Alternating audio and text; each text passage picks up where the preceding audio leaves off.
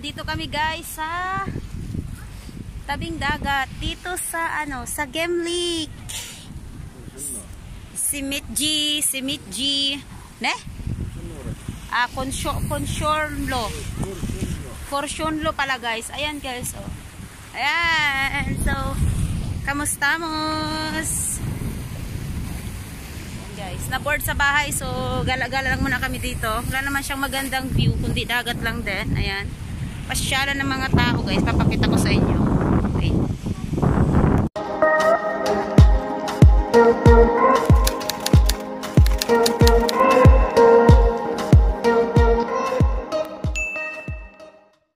Ayan. Yan lang naman ang view guys. Anong maganda?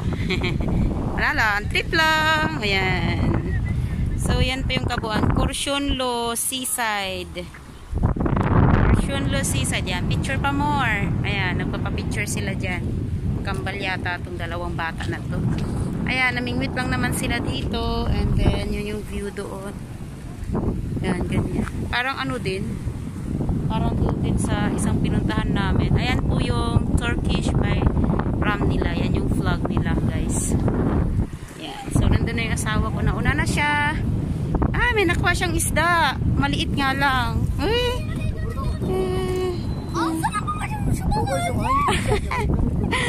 Tuwang-tuwa siya guys. Tuwang-tuwa siya. Nakakuha siya ng maliit na isda. So, yan na siya guys. Yung view, yan lang po.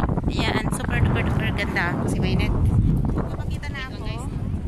Dito guys. Natatakot ako baka mahulog yung phone ko sa baba. Wala akong tripod na dala. Oop. O yun. Pingwit lang sila dito. Ganyan. Family day. Edap Sunday is family day. Yan lang yun. So, yan. Diba maganda yung naano ako nahulog. Ayan. Yung asawa kong walang hilig maggala. Iwan ko kung bakit. Ayan naman lang sila. Ayan. Naging isda. Actually, malapit lang siya dito. Ayan yung nakuha nila guys. So, tingnan nyo. Wait, papakita ko. Ayan, nakuha nila. Oh. Yan yung ipinapain nila. Yung parang talaba. Ganda. Kalorki. Ayan o. May mga maganda mga isda pag may ganyan. Akala ko nakakuha na sila ng isda. Yung pala hindi. Makapalan ng mukha to guys. Tinitignan na naman nila ako.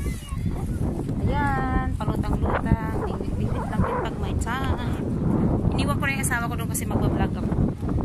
So anyway, kamusta po kayong lahat dyan guys? Ayan. Sana nasa mabuti-buti kayong kalagayan. So, actually dito kasi maganda rin siya dito mag-picnic kaso nga lang pinagbabawal nga lang siya.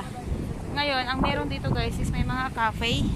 Hindi na siguro yung dahilan kung bakit pinagbabawal na yung picnic. Pwede ka magdala, kunwari gagawa ka ng chai or something na pwede nyo kakain sa tabing dagat. Yan, kagaya ng mga tao doon. Yan, may mga dala silang mga pagkain, ganyan. Kasi meron kasi mga restaurant dyan, kainan, anong ganun. Kaya pinagbabawal nila yung pagpipiknik. Hindi. Akin lang. This yun lang yun, no? Ayoko na. Ayan, so maraming nagpipicture. Ayan guys, may tindang simit. Wait lang po, Ayan po. Baka yung tubig dito sa akin, mabasa ako. Ano naman ang maganda dito? Ito lang. Yan, tapos mayroong si Ataturk. Yan. So, si Ataturk yan. Sabi niya doon, no, Gensler. Sabi niya, Gensler, mga kabataan. Hindi ko, basahin ko na lang. I-translate ko. Sabi niya, Gensler, Cumhuriyeti biz kurduk onu yüceltecek ve yaşayacak sizleriziniz. Ataturk yan. Si Ataturk guys. Ito po talaga yung usually na vlog ko. Actually, medyo na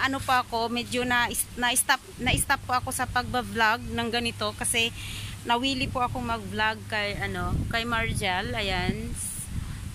Ibabalik ko pa rin yung ganitong vlog ko, guys, and hopefully soon ano na yung aking plan sa aking channel. Sa ngayon kasi wala pa medyo kapos po tayo.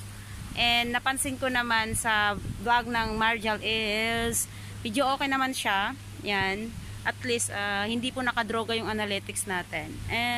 Yan lang po yun dito, guys. So sa palibot niya mayroong mga summer houses. Yung iba binibenta na, yung iba pinapaupahan. Ayan. Actually maganda rito pag pag medyo yung summer, kasi ngayon hindi na siya summer talaga sonbahar na siya. So ibig sabihin, ano na siya, ano ba yung sonbahar? Autumn ba or ewan ko, autumn ba yun?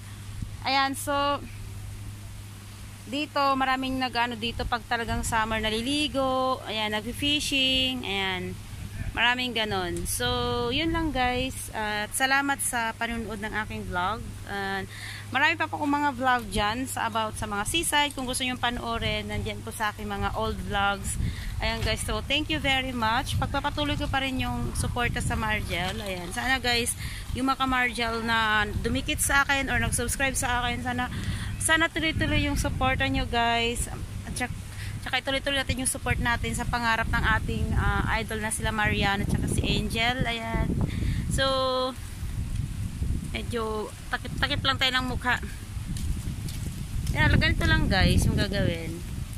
Ang asawa ko nandoon siya. Parang sa Tirelli din to. Naalala nyo yung sa Tirelli na vlog ko? Yan, parang sa Tirelli din yan. Din ito. Ayan. So, that's all for today, and don't forget to subscribe po, guys. If kung hindi pa po kayo nakapag-subscribe or bago lang po kayo sa aking channel, please subscribe now, ayan, and click din po yung notification below para po kayo ay ma-update sa next vlog ko. Thank you. At kung mayroon po kayo mga ibang suggestion na pwedeng i-vlog or mga ibang comments for my videos, sana po, guys, comment nyo na lang po sa baba kung ano pa yung dapat kong i-improve, ano pa yung dapat na bagay sa akin na vlog, mga ganon. So, yun, guys. Thank you very much. Yan, nahilihis na naman yung mata ko sa dapat sa camera ko nakatingin, no.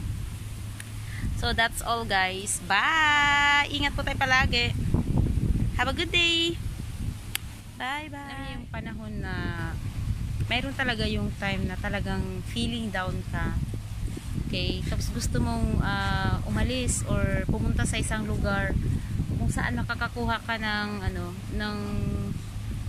relaxation para sa sarili mo, to ano ba tawag nito, sa sarili mo, na para sumigla ka, ganun.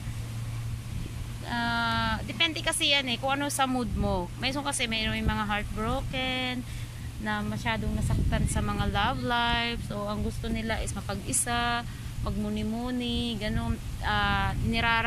Dinadamdam nila yung mga time na dalawa sila ng mahal niya, and then yun, tapos magmumuni-muni siya, isipin niya ano ba yung mga nagawa niya, bakit ganun naghiwalay sila, ganun. Yung iba naman sa ibang mood is kagaya ko, medyo stress ako this week, maraming problema, ang gusto ko lang po is yun, mag-ano dito, mag-upo-upo, tingin-tingin sa dagat. Ayan. Kasi alam nyo ba, pag nasa dagat po kayo, guys, aminin ko sa inyo dagat, yung sea po talaga nakakapag-relax talaga, guys. Maliban po sa mga alon-alon na yan, parang alam mo yun, on the flow lang, nare-relax mo yung sarili mo, parang feeling mo, on the flow ka lang din kung ano yung nangyayari, hanggang ma-realize mo na hindi pala dapat may stress. Himas-himasin. Ayan, nakapaglaro na siya sa aso.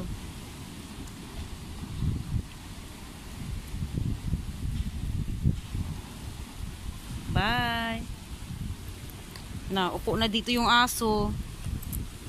Komportable na siya.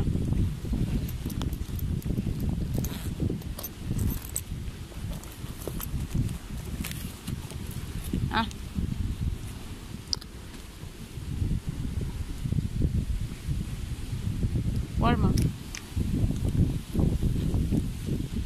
Please subscribe to my channel and don't forget to click on bell icon button to get notification for new updates.